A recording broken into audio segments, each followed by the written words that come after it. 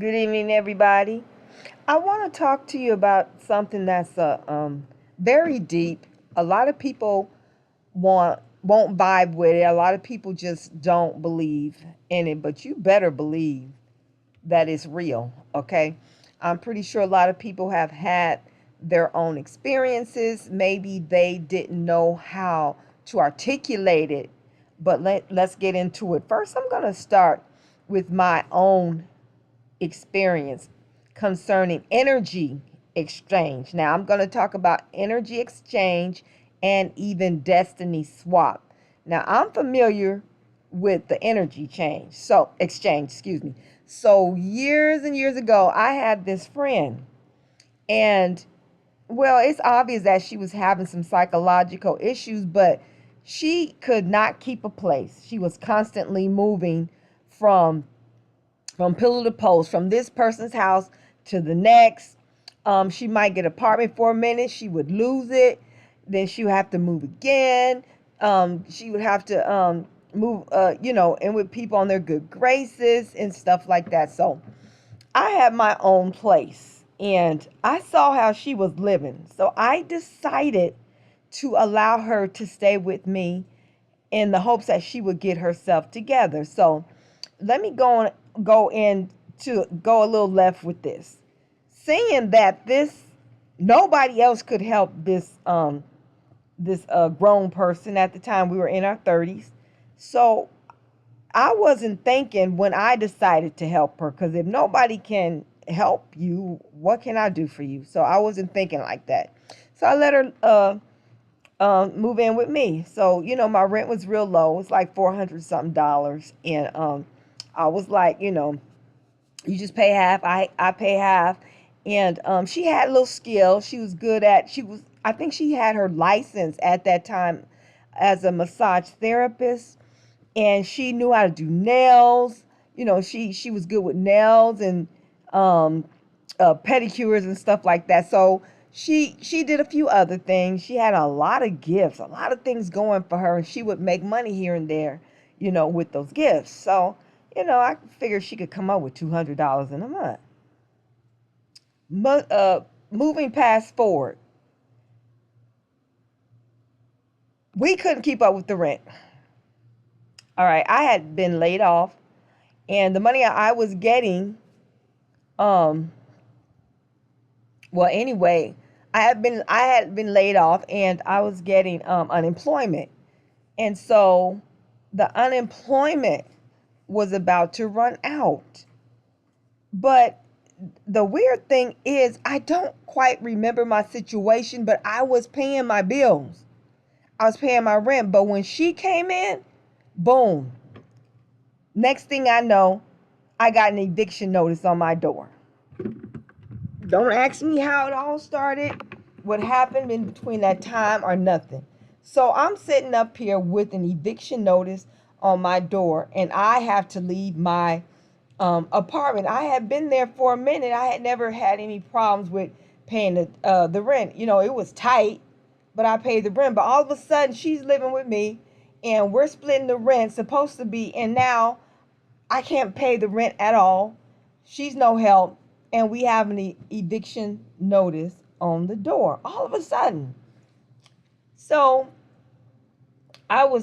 me and my aunt, I think at that time, had fallen out, so I knew I couldn't stay there. So I don't know where she went. She went somewhere, but I didn't have nowhere to go. So she got her friend to let me stay with her temporarily. And this woman was staying in this big, beautiful house and stuff like that. But I was supposed to go to another house and take care of a lady that was under her care. Now, she was fully physical functional, and she was an elder, but her mind was not good. So I was going to, move out her house, because I was in there for a minute, and then just move in with the lady and take care of her. Okay. So I got there. Me and the lady didn't get along at all. I'm sitting up there taking care of her, but she still wanted me to pay rent. And I'm like, she's not paying me nothing, but she wants me to stay there and take care of her, make sure she ain't doing nothing that might hurt herself, cook for her, and and she wants me to pay rent, so I can't, It was a mess. It was a big mess. The police was called, everything. Police called twice. All right. But whatever. I ended up losing that place. So here I am within less than a couple of months. I have stayed at 3 different places. So I had to leave there and I had nowhere to go. So I called my aunt, and at first she said no. And I was like, well, I don't have, um, anywhere to go at this time. And then she said, okay, I'm not going to see you out, in the streets, homeless. Just come on and stay here. So I stayed there for a little while. And then my sister had a situation, and she had a baby. She couldn't hold her baby. She had heart surgery, and my mom was like, we need help with the kids. So I bounced straight from Detroit to Cali. So in a matter of 2 months, I lived in 5 different places. Oh my God, I have never lived like that before. I was living like this girl that I called my friend. Homeless like her, living from pillar to post. Every time I'm situated here, I'm thinking I gotta move within about a few weeks or so, or whatever. I have to go. The exact same way that she was living, I never lived like that. I picked up her negative energy. I should not have ever helped her, all right? Because if I had understood energy swap and stuff like that, I would have never did that, because I wasn't strong enough to help her anyway. I didn't know how to spiritually protect myself. Nobody had taught me. I never even thought about it. I thought I was helping somebody. You cannot help everybody. Now, I am saying that I wasn't strong enough not to pick up her negative energy, but she could have been purposely or unpurposely putting that energy on me, because she was not a really good friend, okay? She's the type of friend, go back and tell people what you said. She's a kind of backstabbing type of person. So I don't know if it might have been subconscious. She put this energy off on me, and for a while, she found her a little place to stay. And here I am, hopping from pillar to post. I have run into vampiric energy. There's this dude that he wasn't gay, but he was very feminine, so he was always around women. So we was really cool. We had a class that we would go to every once in a while. I would pick him up, take him home. Sometimes we would hang out, go get something to eat and stuff like that. And I remember at that time, and I remember thinking it, every time we would part ways, I would feel like I was drained. I would feel tired and weak. And at first I'm like, I didn't connect that energy drain to him. But I had never felt like that around nobody else that I was hanging with. I didn't feel drained like that. I didn't feel weak. It was always him. When we parted ways from hanging out or me taking him home, did I feel that energy drain and that weakness, almost like I was about to fall out. Then years later, I started studying energy vampires. That boy was an energy vampire. And I don't think that he meant to do it. I just think that his whole I don't know, just whatever energy field, whatever, he had a void. He had a void. And now I know he was using women to fill it. And I was very vulnerable.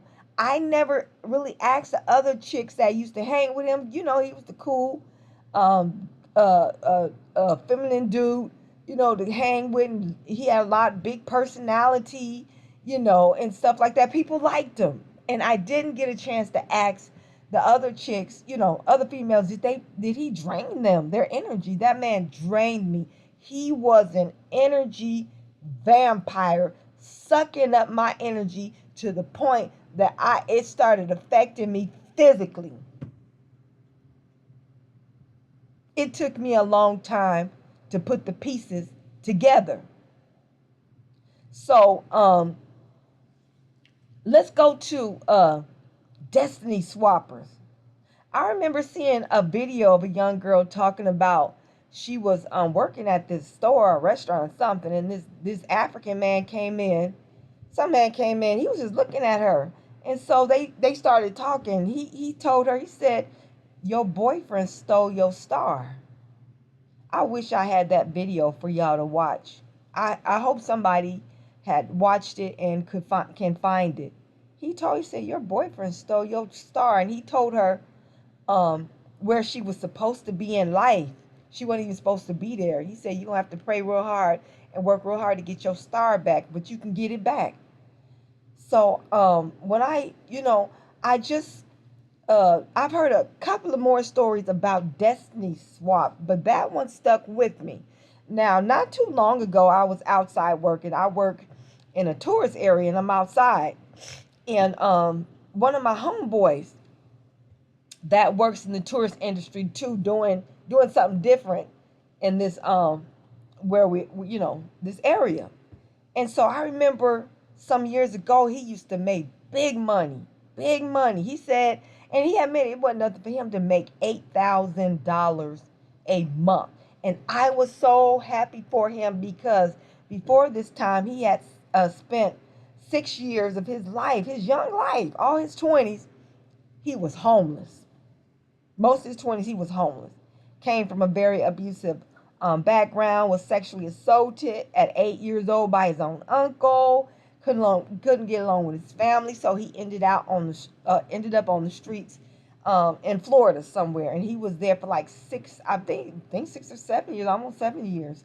So he comes to the area where we're at now, and there's a booming tourist industry, and he gets something together, and so he did his little thing, making little hats and out of balloons and figures out of balloons, and he started selling big money. Then he started selling these big balloons with flowers in them and fluorescent lights all over them. He was making money. The man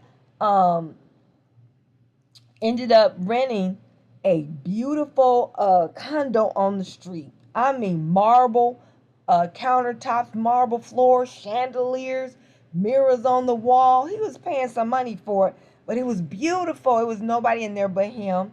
He ended up getting some very expensive cars and stuff like that. And I remember saying to him, "Look, Anthony, what are you doing with your money? Are you saving your money?" And I tried to talk to him several times. You got to save some of this money. All right. So his answer would be like a blah answer. Well, this, that, I don't have my ID or whatever. I don't remember what it was, but I know that he liked to trick off with women. You know what I'm saying? He liked to, he was very, I think he didn't have any control over his sexuality, and he just had to have sex all the time with a whole bunch of different women. And since he was making money and he's silly and ain't got no self-esteem, he was tricking off on these women. Like one woman he messed with every blue moon. He used to mess with her and they stopped. But yet and still, I think it was like every week she would call him up and be like, "I need 700." And he would just give it to her. So he was taking women shopping. One woman, he put a down payment on a house for her. One young lady put a whole big down payment on a house for her. Of course, she didn't keep it. So he's tricking off his money here and there. Okay, you like to trick off your money. You're a sex addict, whatever. That's your problem. But save some money. So fast forward. And that's like 3 and 4 years ago. Fast forward. The city came down because the business owners were complaining about all the other street entertainers making money when they weren't. And I remember 2003, 2004 was very slow. A lot of businesses were going out of business. It was very slow. So of course they want to cut out the competition. They got rid of, I don't know how many hundreds of people that used to go down there and make major bucks, major money. They had to go. So one of the people that had to go was him. Now he didn't mess with me for one. The police or not didn't mess with me because well, what I do, they say it's grandfathered in, and you know what I'm saying. Is I guess the businesses, they weren't too much complaining about people that were doing the same thing that I was doing out there, but his balloon services and the other little couple of things he used to do, he had to go. It had to go. All right, so let's go back. When he was having it good, when he was having it good, he met this young lady on the strip. Well, not the strip, okay, in the area, the tourist area, and she's a fortune teller, and well, they started, you know, he started taking her up to uh his place, and they were having sex. He told me they had sex 40 times in 2 weeks. Oh my God. So she was spending the night. I think she might have stayed with him for about for a little bit, because at one time she was homeless too. So they was getting it on, right? The same girl that before they started getting it on, he told me that she stole about $400-600 from him, and he's still messing with this girl. So remember, he's in this big, beautiful condo while he's messing with this girl. So all of a sudden,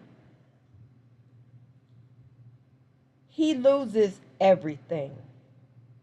Had to get rid of his expensive cars. He had two. One of those cars was $100,000, brand new. He had to get rid of it. He had to get rid of his beautiful condo. And now, today, the man is homeless again. They kicked him off the street, so he's trying to sneak back on the street. And then he's like talking about he been there working, what he's doing.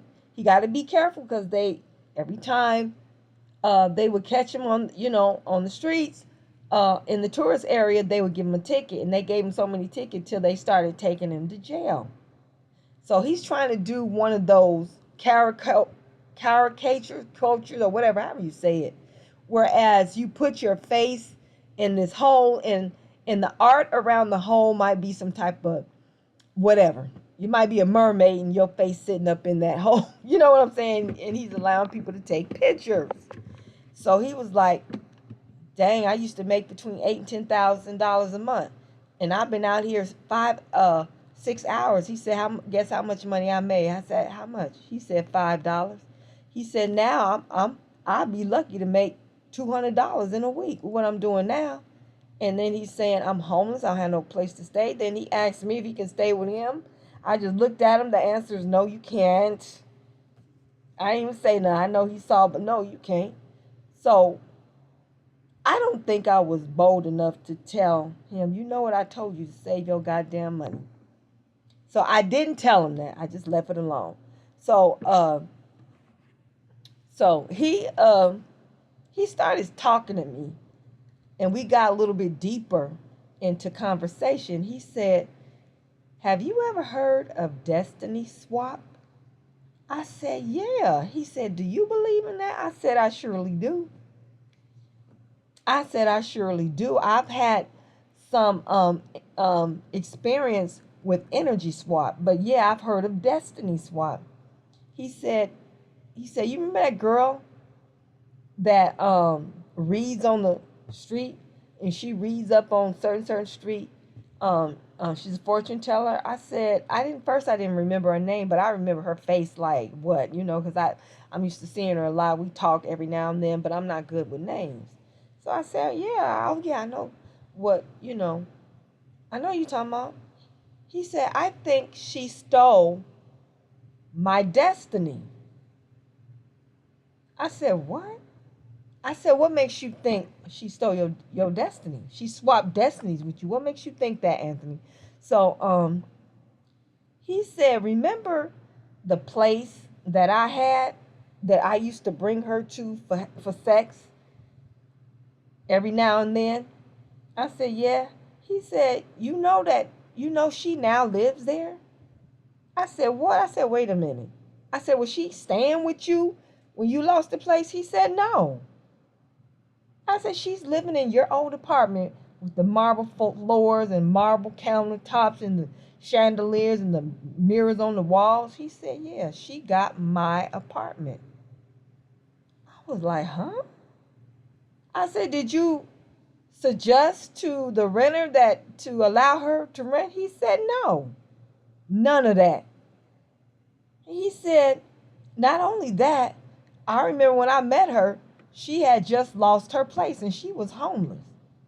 And she was down here struggling. But now, when I see her, she got a line of people lined up trying to get a reading from her. I was like, what? And he said, now I got to go by. When I'm walking up the street, I got to go by and see her coming out my old apartment. Luxury. Well, it was a condo, luxury condo. I got to see her coming out that was mine. He said the energy and good money making energy and his place where he used to stay, she got it now. And I said, wait a minute.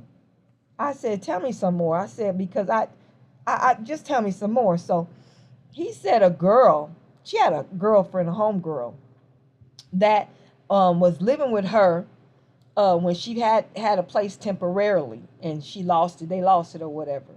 He said that the homegirl told him that she buried his drawers in the backyard one day.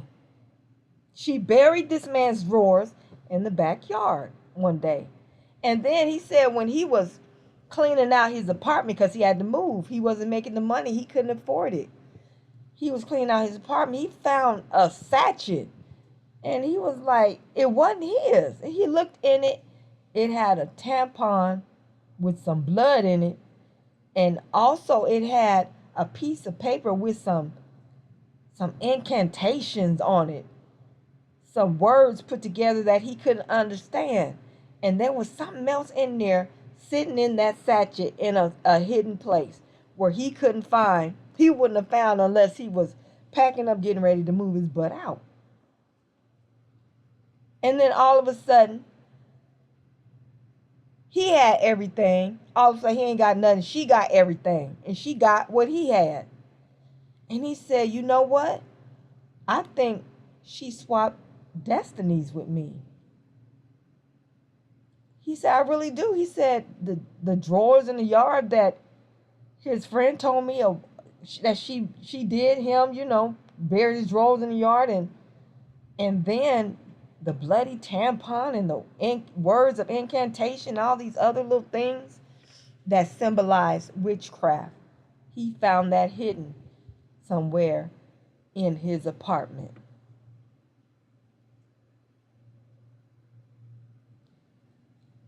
That chick swapped destinies with this young man.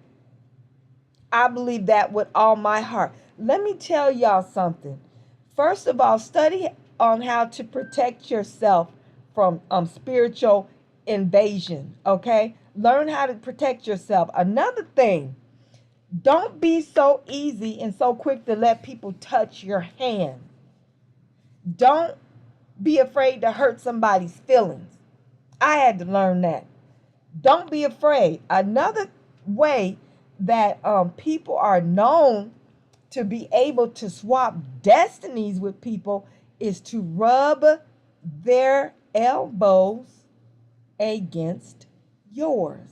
When you see somebody and they got their elbows rubbing against your elbow, you better push them away and start rebuking and speaking in tongues or cursing or something, so you can scare that energy off of you. You better do something, because destiny swap is real.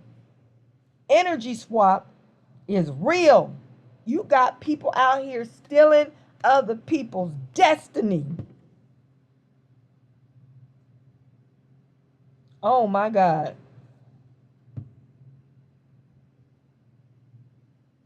She stole his destiny, put witchcraft on him. And she looked funny. She got the funniest looking eyes and stuff. But whatever. I ain't going to get into that. Be careful, y'all. Be real careful. Also, be careful what you allow people to tell you, or what you give your energy to.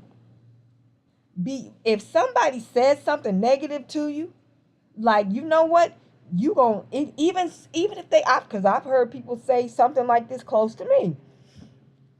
Say, like, somebody says to you, you ain't gonna heal. You ain't gonna never heal from that. That person just hoodooed you. They hoodooed you.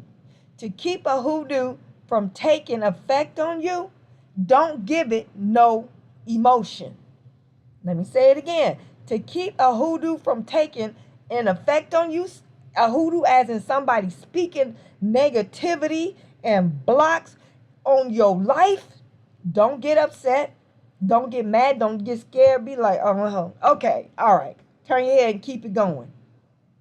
Do not give it any emotions. Don't get mad. Don't get sad. Don't get hurt. Nothing. Because the moment you do that, you open the door for what that beast said to you to take effect in your life. Y'all, be careful out there. Be careful out there. A lot of people who are doing bad are not supposed to be doing bad. You should have had that nice, beautiful house, that career, that business, but somebody took it from under your feet.